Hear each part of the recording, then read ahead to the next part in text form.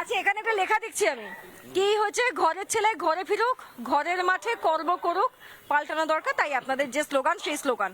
আপনি তো ঘরের ছেলে, বুঝলাম, আইনজীবী, কিন্তু মোদি আর শাহ রাজ্যে এসেছেন, মমতা বন্দ্যোপাধ্যায় তো তাতেও কটাক্ষ করছেন, মাঝে মাঝে ওরা এমনিতেও বহিরাগত বলেন। আগে একটু বক্তব্যটা শুনুন, একটু বক্তব্যটা শুনে নিন। আমরা যারা দিল্লি কা লাড্ডুরা এখানে বসে বসে বড় বড় ভাষণ দিচ্ছ রোজ, তারা বাংলায় তোমরাও তো বহিরাগত, বাংলা বিরোধী বহিরাগত। নাম কেটেছো, ভোট কাটছো, সম্পত্তি কাটছো, ভাষা কাটছো, সম্মান কাটছো।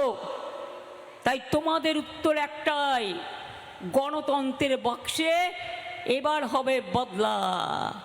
গণতন্ত্রের একটা ভোট দিয়ে এবার নেবেন বদলা। হ্যাঁ, এবার আপনি বলুন। শত্রুঘ্ন সিনহা ওনার বাড়ির পাশের পাড়ায় থাকে নাকি, হরিশ চ্যাটার্জি স্ট্রিটে? উনি ভালো বাংলা বলেন। আচ্ছা, ইরফান পাঠান সে বোধহয় সাহিত্য লেখে নাকি, বঙ্কিমচন্দ্রের রচনা অনুবাদ করেন। এই সমস্ত ছেদ কথা ওনার মুখে মানায় না। রাজ্যসভায় 4 জন সদস্য পাঠিয়েছেন, তার মধ্যে 2 জনই অবাঙালি। তাই তার মুখে বাঙালি অবাঙালি বিষয়ে বলবো না। এটা আমাদের কর্মীরা যেটা লিখেছেন, সাইড দাও। আজকে আপনি এই এলাকা যদি ঘোরেন, এর পাশে রাজারহাট গোপালপুর, তার পাশে সল্টলেক, আমি বিস্তীর্ণ জায়গার কথা বললাম।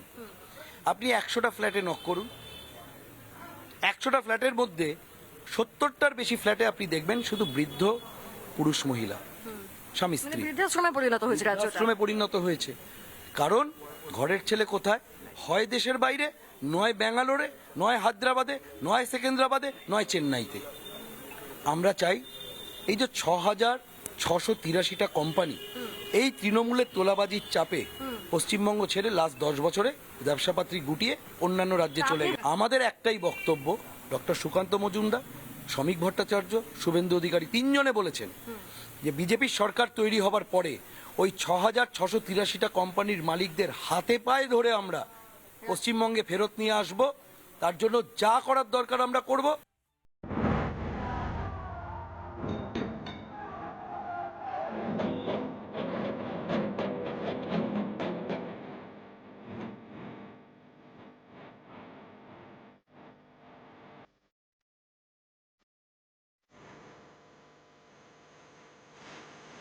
কালিয়াগঞ্জে বিজেপি প্রার্থী উৎপল মহারাজের সমর্থনে রোড শোতে কেন্দ্রীয় স্বরাষ্ট্রমন্ত্রী অমিত শাহ।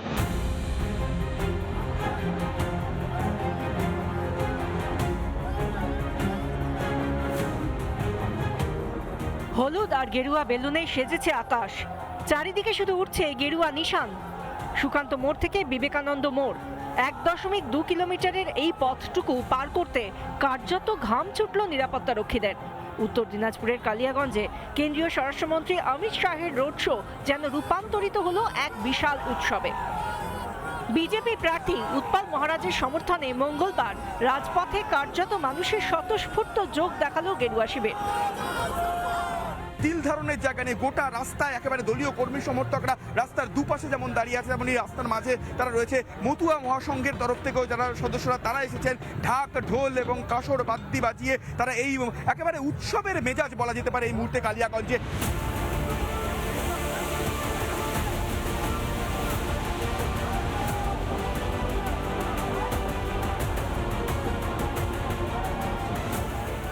গাড়ির ওপর দাঁড়িয়ে জনতাকে অভিবাদন জানাতে দেখা গেল স্বরাষ্ট্রমন্ত্রীকে।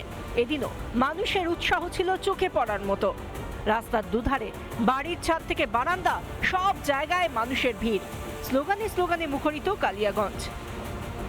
উত্তরবঙ্গে বিজেপির যে শক্ত ঘাঁটি রয়েছে, এই জনসমর্থন যেন তারই প্রমাণ।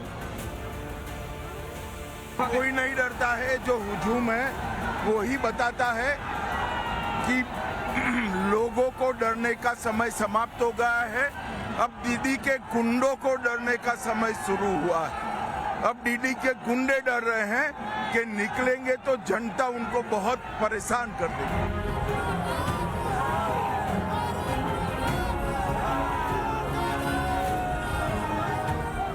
ভোটের মুখে অমিত শাহের এই রোড শো কর্মীদের মনোবল তুঙ্গে নিয়ে গেছে।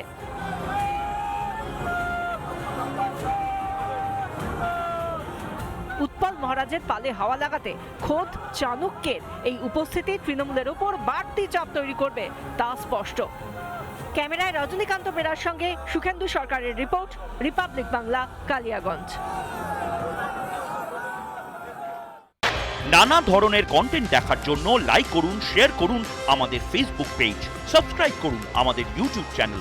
পাশাপাশি অন্যান্য ব্রেকিং নিউজের জন্য অবশ্যই চোখ রাখুন রিপাবলিক বাংলায়।